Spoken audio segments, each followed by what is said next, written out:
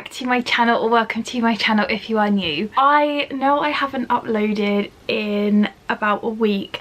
That is because last week was absolutely chaotic. I had university assignment due, just had a lot going on, and I genuinely did not have the time to sit down and film a video. Usually I pre-film. I just did not get a chance to even pre-film anything. I typically pre-film at least 2 or 3 videos in advance, so like that I have an upload going up every week. But as I said, last week was just chaos. I did not have the time and I had a lot going on, which just meant there was no videos. So I sincerely apologise for missing an upload last week.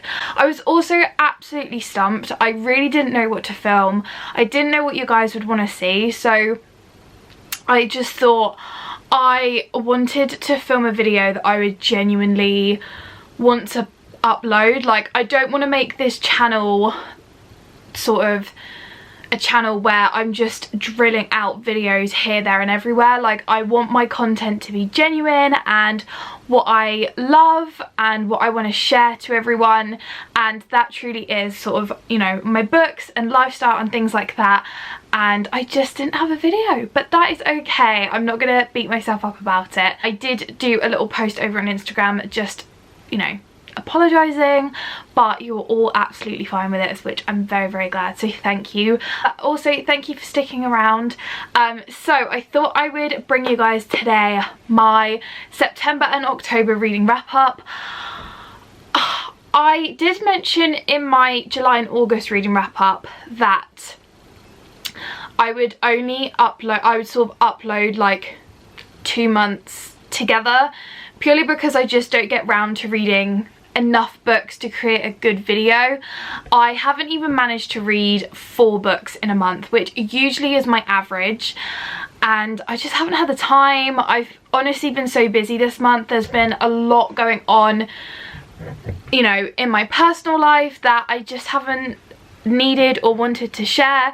So for that, I just thought I would show you guys the books that I did read over the last couple of months. Some of them were very easy books, some of them, well, actually all of them were really easy books, to be honest, but I thought that I would just share it with you guys anyway. If you do enjoy this video, don't forget to give the video a thumbs up, subscribe down below, and don't forget to turn on the post notification bell so you're notified every time I upload a new video. And don't forget to follow me over on all of my social media channels.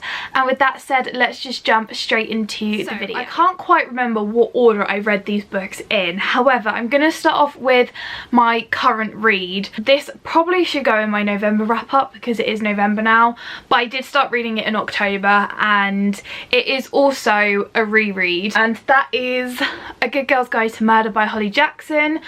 I really wanted to reread this book purely because I am attending YALC it's next weekend, actually, the 11th of November, and Holly Jackson is going to be there and she's going to be signing books and everything. I will also be uploading a vlog about it, so definitely stay tuned for that. But I recently got the special edition, Waterstones exclusive edition, that got released about a week ago or a couple weeks ago now, and I just had this urge to pick this book up again and get back into this world. But this time round I'm annotating it, which is very exciting, and I did have a few people ask me how I annotated it because obviously this is written in the 3rd person. When I annotate kind of anything that I want, anything that kind of resonates with me, or anything that I can kind of, like, for example, in this book I have annotated a lot on what Ravi says, purely because I think his character is absolutely brilliant. I think he's really funny, and he's very relatable as well, and Pip as well is very relatable. I find I see a lot of traits in her that I sort of, you know, parallel with, and I just kind of tab anything. I tab quotes that I like. I have a section for my favourite quotes, general quotes, the romance side of it, because there is a subplot of romance in this trilogy if you are unaware. But I do love this book so much, and it's actually probably featured in every single one of my videos that I've uploaded. But this has always been a 5-star read for me, no matter how many times I've read it. Always a 5-star. If you are unaware on what the premise of this book is, we follow Pip, Fitz and Moby, who is a 6th form student, and she is writing her EPQ. And there was, in the town that she lives in, which is Little Kilton, there was a murder that happened 5 years ago. So we're following the present day POV, see her trying to kind of uncover secrets, and basically there was a wrongly accused suspect who supposedly killed Andy Bell, and she wants to prove that Sal Singh did not do it. And so we kind of follow her on this journey of trying to find who really did it and all this sort of stuff. And it is brilliant because you actually see snippets of her writing her EPQ as well, which I think is always very fun. This is just a really quick, fast-paced read. If you are in a reading slump, I would 100% recommend this book.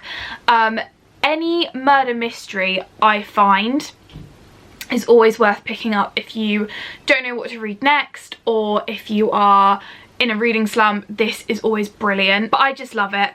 I am on page, hang on,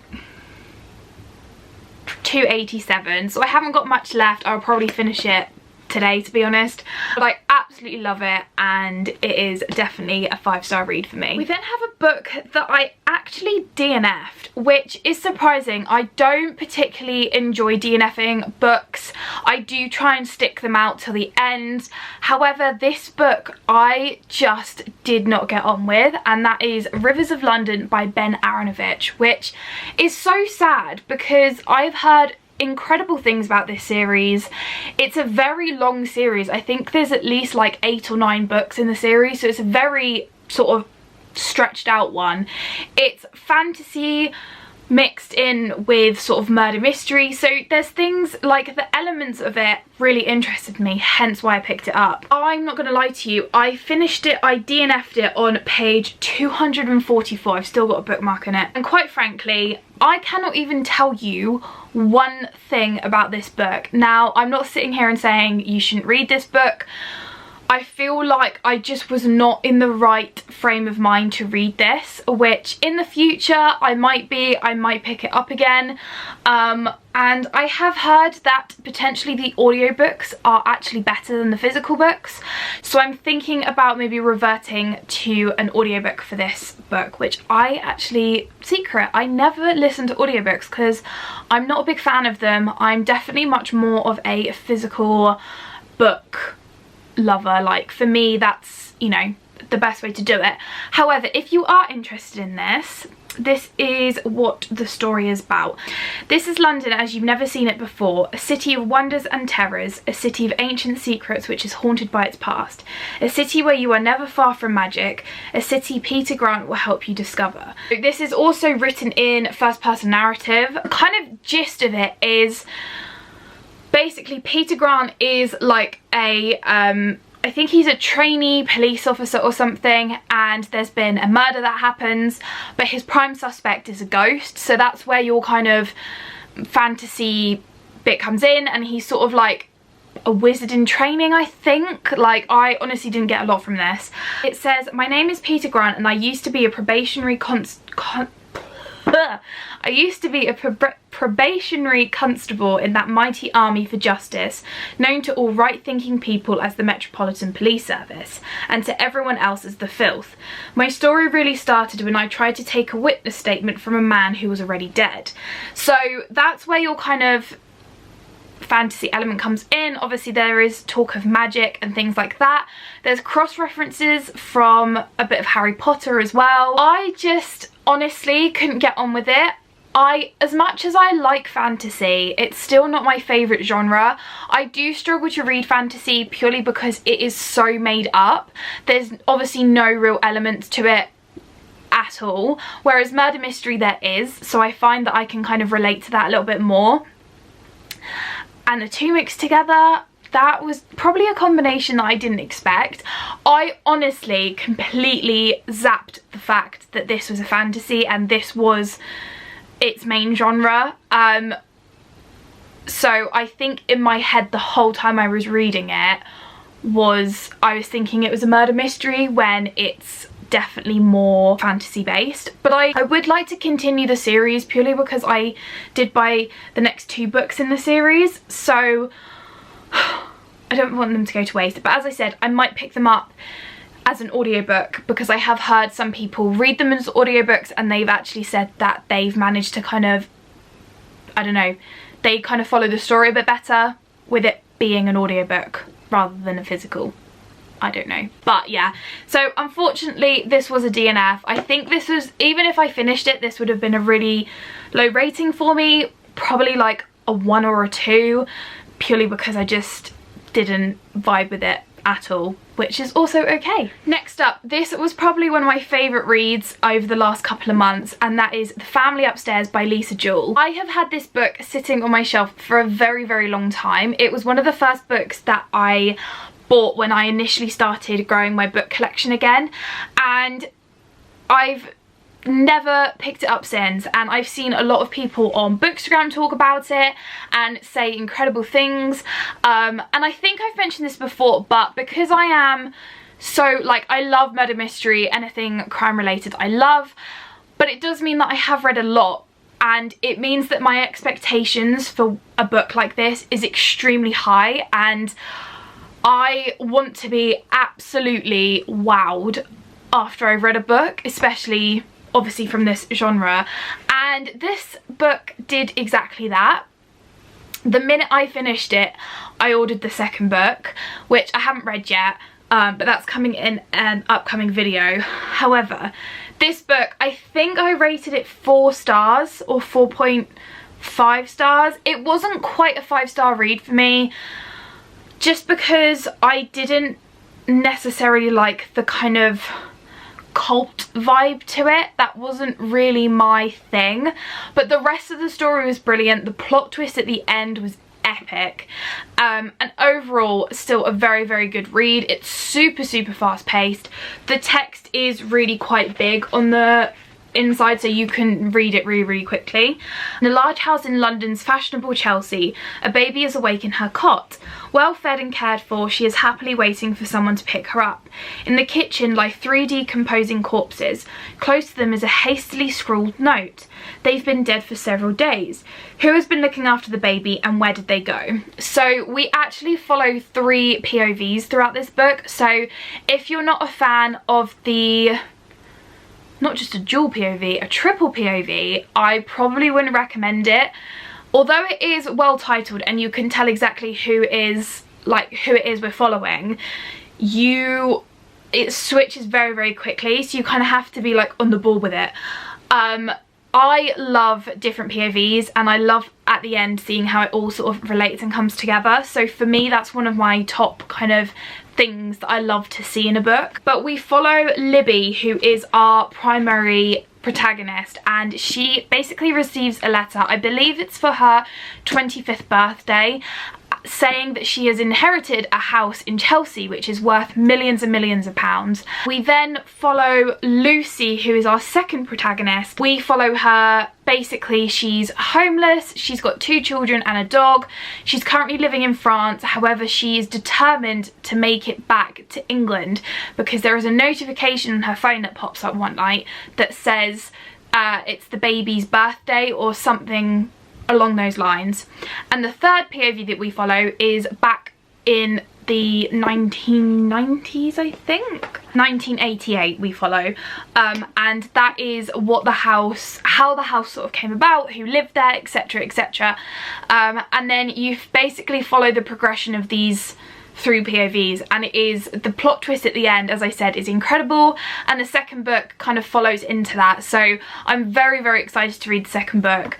But this was, as I said, a brilliant read, definitely worth the kind of the wait. If you honestly don't know what to read, I would recommend this wholeheartedly. It is brilliant. We obviously had a very murder mystery heavy month. I did go into a bit of a reading slump after I read one of the books, which I'll go into in a minute, hence why I did pick up quite a lot of fast-paced reads. The next one is 5 Survive by Holly Jackson. Once again, I pre-ordered this last year when it was first announced, and it's been sitting on my shelf ever since. I haven't read it. However, because I am going to see Holly Jackson, I wanted to make sure that I'd read all of her books, like current books basically.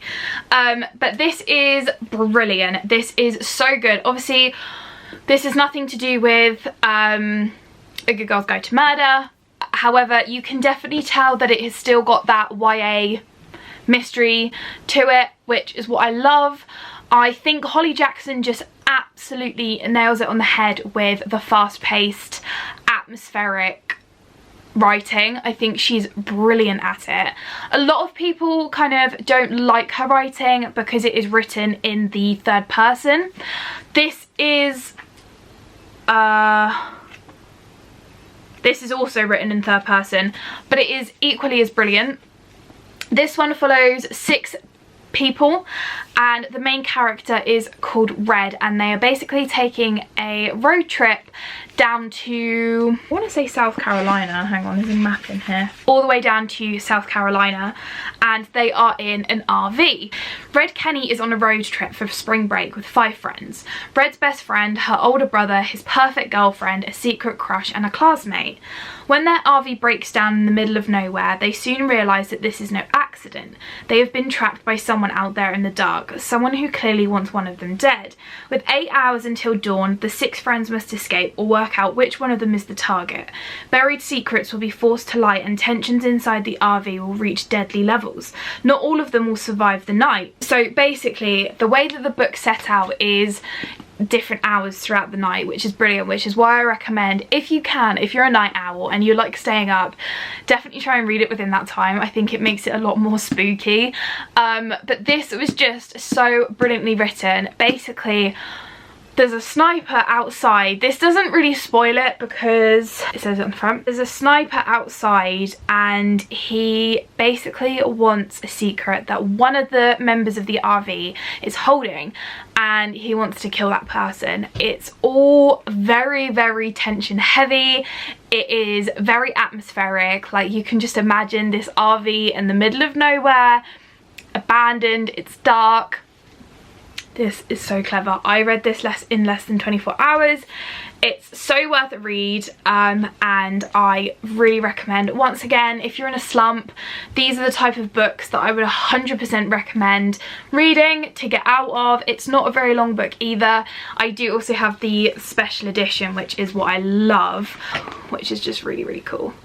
I always think special edition books are always so fun. It's got the crime scene thing on the side, which is brilliant. And guys, this is why it's such a prized possession of mine.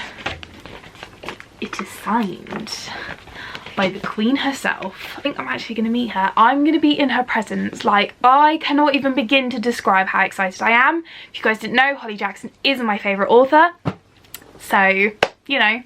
Next up, I think everybody has actually been waiting for me to do this review. guys. Daisy Haites, the second book in the Magnolia Parks universe. This book was, oh my god, do you know what? It feels like a lifetime ago I read it. It was only a couple months ago. This book is absolutely incredible. It's heavily annotated. There's a lot going on in here. I truly loved every minute of it. I still don't know whether Magnolia Parks is my favourite or if Daisy Haites is my favourite. I have opinions about them both.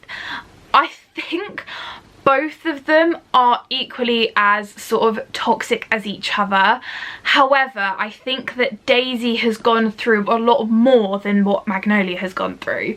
And I prefer Daisy's relationship than... Well, I can't say that because I love Magnolia and BJ together. Like, as much as they're toxic for each other, and that book absolutely broke me, I still love Daisy and Christian. Like, there's just something about them that just makes me, I don't know, I love it. I loved this book so much. It's definitely one of those books that just, I don't know, I can't even describe it. I'm just speechless about this book, honestly. However, there is one question that I need to ask. With Daisy Haites, there is, I presume, because these are kind of her, like, obviously it's first person narrative for her and it's only her character that does this, but it has the little kind of extra bits of information at the bottom, whereas Magnolia doesn't. Is there a reason why that is the case? I would love to know. I can kind of understand why Jessa Hastings did that. I think it obviously gives a little bit more depth to the character, which is what I love, but how come she's only done it for Daisy and nobody else? Like, that's what I want to know. But I honestly love this book so much. The only thing I wish I hadn't done is read it straight after Magnolia. I think that I went too quickly into the series, hence why I was in a huge reading slump after I finished this, because I love this universe so much. It is probably one of my favourite universes to actually read and be like involved in, but I should have read something in between the two, because yeah, it's a heavy book, put it that way, but I still loved it. I loved every